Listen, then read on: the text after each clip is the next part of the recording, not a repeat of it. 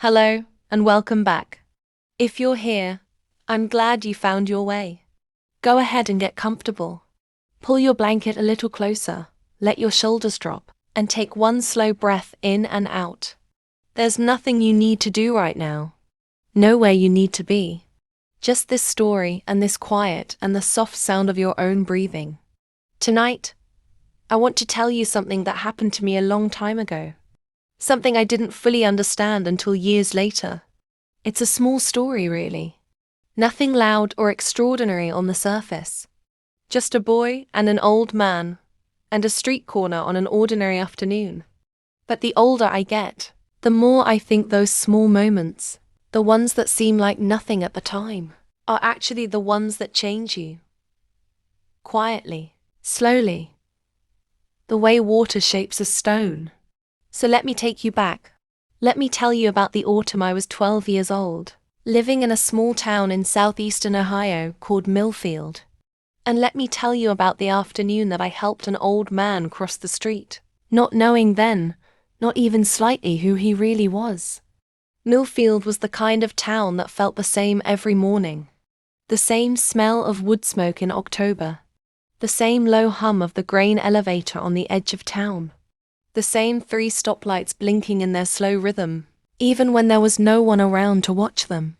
We had one main street, a post office that doubled as a place to gossip, a diner called Patty's that smelled like coffee and bacon, grease no matter what time of day you walked past, and a small hardware store run by a man named Dale Hutchins, who always wore suspenders and seemed genuinely delighted whenever anyone came through the door. We had about 1,200 people, give or take. And I say give or take because people were always either passing through or quietly disappearing, moving on to Columbus or Zanesville for work, or simply fading out the way old people in small towns sometimes do. The population never seemed to go up, only sideways. Or down. I grew up on Carver Street, in a yellow house with a deep front porch and a big oak tree in the yard that dropped acorns every fall like it was trying to make a point. My mother worked the morning shift at the school cafeteria and came home smelling like canned peaches and industrial cleaner. My father drove a delivery truck and was gone 3 or 4 days a week, which meant that for most of my childhood, it was just me and my mother, and the creak of that old house settling in the evenings, and the sound of the television murmuring low in the next room while I did homework at the kitchen table. I was a quiet kid. Not unhappy. I don't think just quiet. I liked being outside more than I liked being around people. I liked the feel of gravel under my sneakers, and the way light came through the trees in the late afternoon, all golden and sideways. I liked walking by myself, which is something kids in small towns could still do back then without anyone worrying too much. I knew every street, every shortcut, every loose board on every fence from our house to the center of town. School was fine. I had a few friends, Danny Marsh, who lived 2 blocks over and collected baseball cards with a devotion that bordered on religious, and a girl named Claire who sat next to me in math and always had paint under her fingernails from whatever she was working on. I wasn't the kind of kid who stood out, and I didn't especially want to. I liked blending into the background, watching, noticing things. My mother used to say I had an old soul, which at 12 years old I didn't entirely understand, but somehow still appreciated. That October was a beautiful one, I remember. The maples along Main Street had gone deep red and orange, and the mornings had that particular smell of cold and leaves and something almost sweet underneath, like the earth itself was getting ready to sleep. There was a frost on the grass most mornings now. The sky went that specific shade of blue that only happens in fall, pale and deep at the same time, like it's been washed clean. I remember that particular afternoon clearly, even now. It was a Thursday. I know it was Thursday because I didn't have Danny's company. He had some kind of dental appointment, and I was walking home from school alone, which I didn't mind. I had my backpack slung over one shoulder, a half-eaten granola bar in my jacket pocket, and I was taking the long way home because I liked walking past the old Brennan building on the corner of First and Maple, which had these wide stone steps out front where pigeons liked to sit, and which always gave me a calm, unhurried feeling I couldn't quite name. The leaves were blowing in little spirals along the sidewalk, and there were yellow ones stuck to everything. Car windshields, the tops of parking meters, the hood of Dale Hutchins' truck parked outside the hardware store. The air had that thin, cold quality where you could feel it in your lungs if you breathed in deep enough. I had my hands tucked in my jacket pockets and I was in no particular hurry. That's when I saw him. He was standing on the corner of First and Maple, right at the edge of the curb, and at first, I thought he was just waiting for the light. He was an old man, very old, with white hair that the wind was ruffling gently under the brim of a brown felt hat. He was wearing a long wool coat, dark green, the kind with big flat buttons that you don't see much anymore. He had a wooden cane in his right hand, and he was standing very still in a way that old people sometimes stand, not relaxed still, but careful still, like he was calculating something. I was maybe 20 feet away when I noticed he hadn't moved. The light had already changed once. Cars had gone. The light had changed back to red, and he was still standing there, looking out at the intersection like he was reading it, measuring it somehow. I slowed down. There was no particular urgency in me, just that quiet noticing thing I did.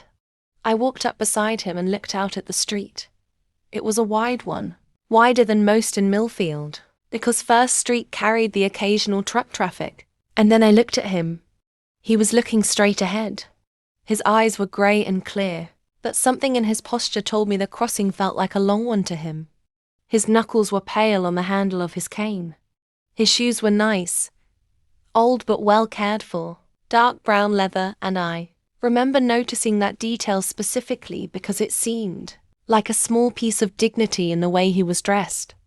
I didn't say anything clever. I wasn't the kind of kid who said clever things. I just said, "Would you like some help crossing?" He turned and looked at me then. Slowly. He had a face that was very lined, the kind of face that takes decades to make. Deep creases beside his eyes, a softness in his jaw, eyebrows that had gone completely white. He looked at me for a moment. Not suspicious, not particularly surprised, just looking, the way you look at something you want to understand. Then he said, "I'd appreciate that, son." His voice was quiet and even, a little rough at the edges, the way old voices sometimes are, like a page worn soft from too much turning. But clear. He spoke clearly. I held out my arm. I'd seen someone do that in a movie once, though I wasn't entirely sure of the proper technique, and he placed his free hand on my forearm with a light, steady grip. The light changed. We crossed. He walked slowly, with a careful rhythm. Step, plant the cane, step, and I matched it without thinking. The crossing felt long. I was aware of the cold air and the sound of a car idling at the stop, and the way his coat moved in the wind. But there was nothing uncomfortable about it. It was just slow, and quiet, and fine. When we reached the other side, he released my arm and steadied himself on the cane. He stood for a moment on the sidewalk, catching some private thought, and then he looked at me again. "Thank you," he said. "You're a good young man." I said something like, "No problem," or "Sure." Something vague and 12-year-old that meant well but probably sounded thin. And then I went on my way home, thinking nothing much of it, kicking a rock along the sidewalk for half a block before. It went wide and disappeared under someone's parked car. That was it. That was the whole thing. I forgot about it almost immediately. The way you forget small things. The way a Thursday afternoon in October disappears into all the other Thursday afternoons. 3 weeks later, I was sitting at the kitchen table doing my social studies homework when my mother came in from the living room, holding the local paper. She set it on the table in front of me without saying anything, just tapped a spot on the page with one finger. The headline said, "Millfield native and renowned architect Harold Greer, 84, passes away peacefully at home. I read the first few lines. I read that Harold Greer had grown up in Millfield, had left at 18 to study at Ohio State, had gone on to have a career in architecture that spanned 5 decades. I read that he had designed public libraries in 4 states, that one of his buildings, a community arts center in Columbus, had won a National Design Award in 1974, that he had spent the last few years of his retirement quietly, back in the town where he was born. There was a photograph, a formal one, black and white, probably taken decades before. A younger man in a suit, with clear eyes and a composed expression. But underneath it, a smaller photo, more recent. A man in a long dark coat, with a brown felt hat and white hair. I stared at it for a long time. My mother sat down across from me. She said she'd seen him a few times around town in the past year, that he'd come back after his wife died, that people said he'd been in poor health, but still liked to walk when he could, that he was very private, that most people in Millfield who were under a certain age had no real idea who he was. I didn't say anything. I just looked at the photograph. That face, lined and careful. Those shoes, dark brown leather. You okay? My mother said. Yeah, I said. I think I met him. She looked at me. I told her. Just the plain version that I'd helped an old man cross First Street a few weeks back, that he'd had a cane, a green coat, a brown hat, that I'd held out my arm and we'd crossed, and he'd said I was a good young man. My mother was quiet for a moment. Then she said, "Well, that was kind of you. That was all. We didn't make it into something big." She went back to the living room. I went back to my homework. But I kept the paper. I folded it and put it in my desk drawer, and it stayed there for years, soft at the creases from being unfolded and refolded so many times. I've thought about that afternoon 1,000 times since then. Maybe more. The way certain things only reveal themselves to you slowly, over time. The way the meaning of something settles in like water into soil. Not all at once, but steadily, over years. At 12, I think I understood it simply. I had helped someone, and that person had turned out to be important. That felt significant in a clean, uncomplicated way. The way things feel significant when you're young and still, operating with a fairly simple sense of the world. But as I got older, the thing I kept coming back to wasn't the revelation at all. It wasn't the part where I found out who he was. It was the crossing itself. Those slow, quiet seconds on First Street, with the cold air and the leaves blowing and the sound of a car idling. The way I'd held out my arm without thinking too hard about it. The way he'd placed his hand on my forearm with that light, steady grip, like he trusted me, a 12-year-old he'd never seen before in his life. What I kept thinking about was that it would have been exactly the same crossing whether Harold Greer had designed famous libraries or spent his whole life doing something no one ever noticed. The care required was identical. The slowness was the same. His shoes were just as well polished, his hat just as worn, his voice just as quiet. I think that's the thing that has stayed with me more than anything else. Not the discovery, but what the discovery asked me to consider about everything that had come before it. How many times I started to wonder, do we walk past someone and have no idea what they carry? What they've built or mourned or survived? What they've given to the world or given up for it? Every person on every sidewalk is a complete story that we're only ever seeing one page of. One moment of, the very end of sometimes. I was in high school when I really started sitting with that. I'd started reading more by then. History, mostly, but also the kinds of books that made you feel the weight of a single human life. I'd started to understand, slowly, that the world was much older than me in ways I was only beginning to sense. That the people who built things, not just buildings, but families and ideas and small, sustained kindnesses over all lifetime. Most of them did it quietly, and most of them were forgotten faster than they deserved to be. I thought about Harold Greer in his last year coming back to Millfield. Walking when he could. Taking the long way, maybe, past the streets he'd known as a boy. Standing at that corner on First and Maple, calculating the width of the street with a caution he probably hadn't needed 30 years before. Nobody stopping. Nobody recognizing him in his green coat and brown hat. Just an old man at a curb, alone, holding his cane. And then some quiet kid on his way home from school. I hope it mattered to him, that crossing. Not because of anything grand or poetic about it, but just as what it was. A small decent moment. A hand on an arm. Someone taking the time to slow down and match his pace. I think about that sometimes, the way pacing yourself to someone else's rhythm is its own form of respect, its own kind of quiet love, even between strangers.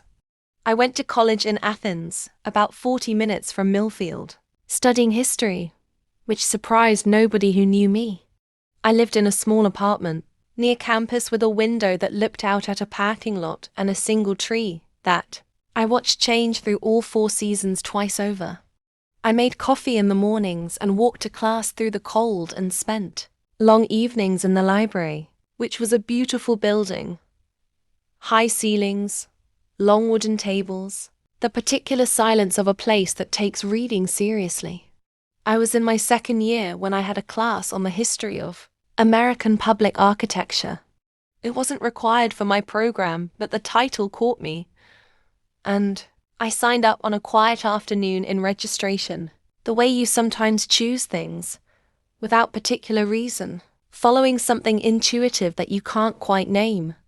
We studied a lot of buildings, a lot of architects, and one afternoon, in a unit on community-centered design of the mid-20th century, the professor brought up a man named Harold Greer. She showed us slides of his libraries. She talked about the philosophy behind his design, that public buildings should feel like they belong to the people who use them, not the people who funded them. That a library should feel like a home for anyone who walked through the door, regardless of what they wore or where they came from. She quoted something he'd said in an interview once, that a building should whisper, not shout. I sat very still in my seat. After class I went straight back to my apartment and dug through a box in my closet until I found the folded newspaper my mother had saved for me when I moved out. I unfolded it carefully at my kitchen table, under the yellow light, and looked at that photograph again. The same photograph I'd looked at when I was 12, but now from somewhere different inside myself. A building should whisper, not shout. I thought about his voice. That quiet, even voice at the edge of the curb. Thank you, son. You're a good young man. Those words, which I had carried around for 6 years, without quite realizing how far they traveled with me. I wrote a paper that semester on Harold Greer's community library design. It was the best paper I wrote in college. My professor left a note in the margin on the last page that said simply, "This feels personal." That's exactly right. I never told her why. After college I came back to Ohio, as a lot of people do. Not to Millfield. I settled in a mid-sized town about an hour north, where I eventually got a job teaching middle school history. 7th grade, mostly. The age I'd been that October afternoon, which was something I thought about when I first started teaching, but don't think about consciously anymore. It's just part of the texture of things. I've been teaching for almost 15 years now. I have a house with a porch, which matters to me for reasons that are hard to explain but feel connected to something about front porches and late light and the particular peacefulness of watching a street go quiet in the evening. I have a wife named Ruth, who is patient and funny, and has an unfailing sense of direction, which comes in handy because I famously do not. We have a son who is 7 and a daughter who is 4, and they are both currently at the stage where they want to hear the same bedtime stories on rotation every night, which is simultaneously exhausting and something I know I will miss deeply someday. I'm not a person of great accomplishments. I don't say that with sadness. I say it the way you say it, When you've made peace with the particular life you've built. I teach children about the past, so they understand that the world they live in has a long story and that they're part of it. I try to do it well. I try to make them feel like that story belongs to them, not just to the important people in the textbook. That's not nothing. I believe that down to the floor. But I think often about what Harold Greer built. Those libraries, not as monuments to himself, but as places where anyone could walk in from the cold and find a chair and a book and a few quiet hours that belonged to nobody but them. The specific philosophy of it, that a public building should feel like a home. There's a library in a small town about 30 miles from where I live now. It's not one of Greer's buildings, it's newer, less considered, more practical. But I take my kids there every few weeks, and every time I walk through the door I have the same feeling, this particular hush and warmth, the particular smell of paper and old wood, and something faintly like dust, but not unpleasant. My son goes straight to the picture books.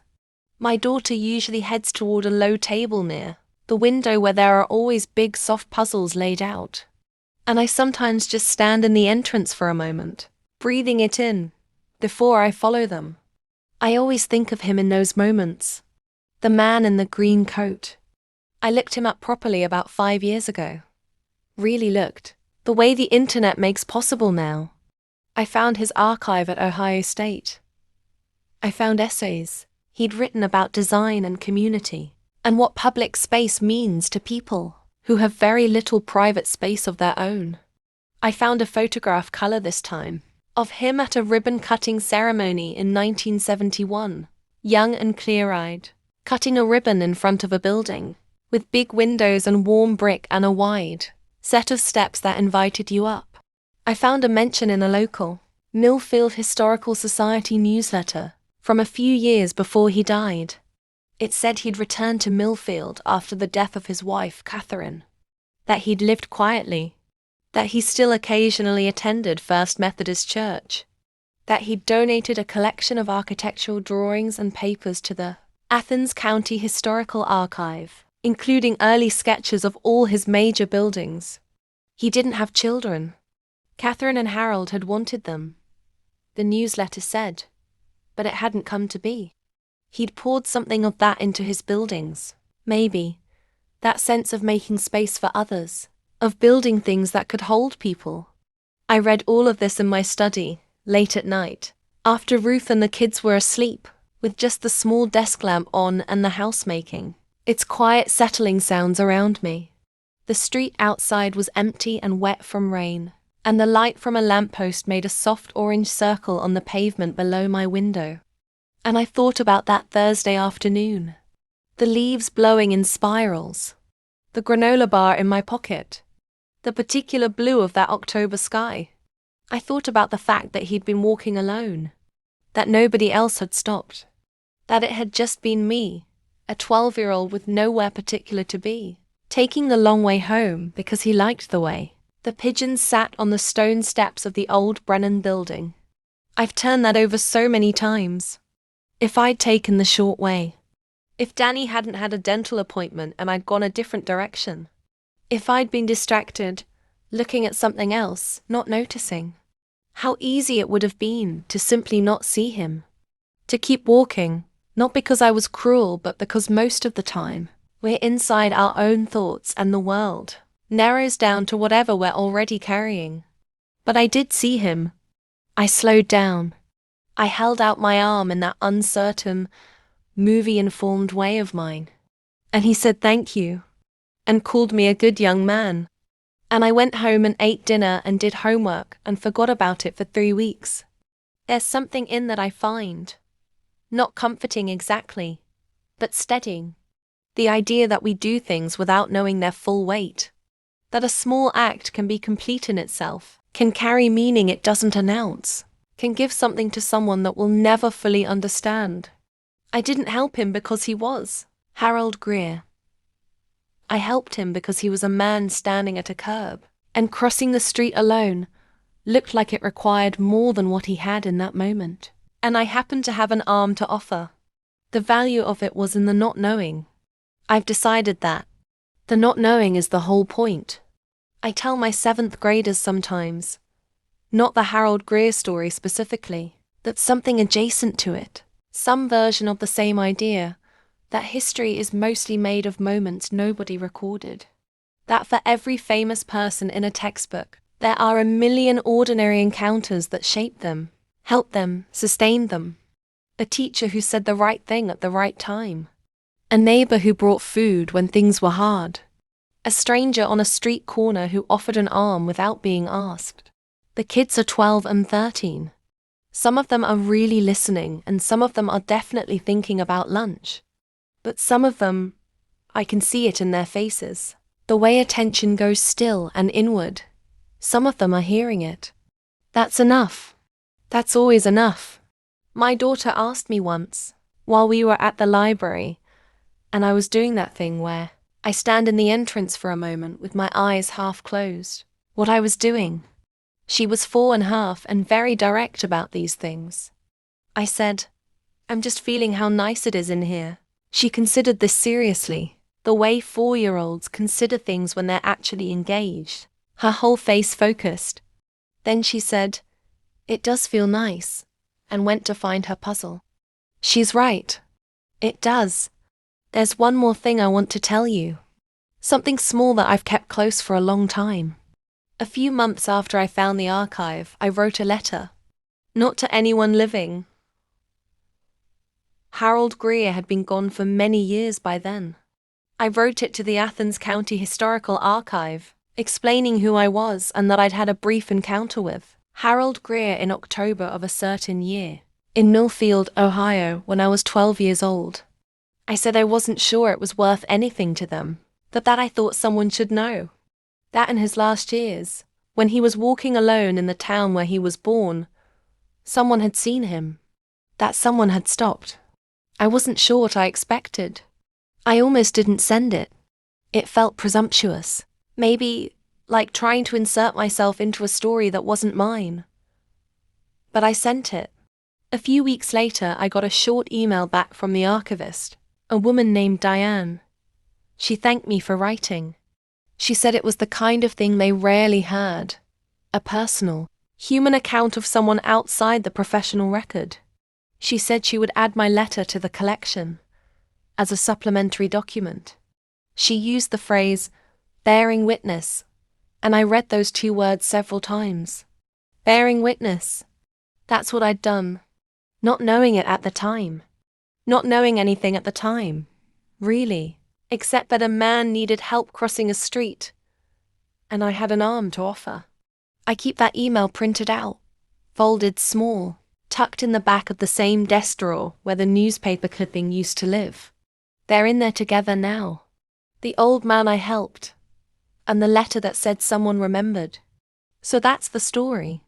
A boy and an old man, and a street corner on a Thursday in October. The cold air and the blowing leaves. The careful rhythm of a cane on pavement. A hand placed lightly on a forearm. Thank you, son. You're a good young man. I think about him still. Not with sadness, really. With something quieter than that. Something like gratitude.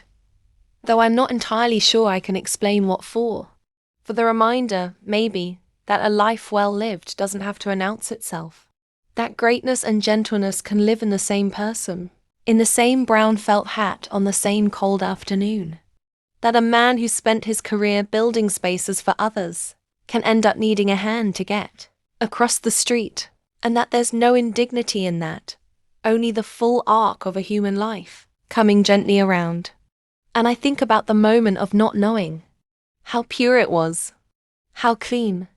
Just a boy and an old man and the simplest possible exchange. No significance. No weight. Just 2 people, moving slowly, getting to the other side together. I hope you've been comfortable as you've been listening. I hope your breathing has slowed a little, and your shoulders have dropped, and whatever the day left in your body is starting to release its grip. You've done enough today. You've carried what you needed to carry. And now you're here in this quiet, in the dark, and there's nothing required of you but to let yourself rest. Close your eyes if they're not already closed. Feel the weight of yourself against whatever is holding you. The pillow, the mattress, the blanket, all of it steady and warm and reliable. The leaves are blowing in little spirals along the sidewalk somewhere. The light is going golden through the trees. An old man in a green coat is standing at a corner, and a quiet kid is walking up beside him, and for just a little while, neither of them is in any hurry at all. They cross slowly, together, and reach the other side. And everything is fine. And you can sleep now. Good night.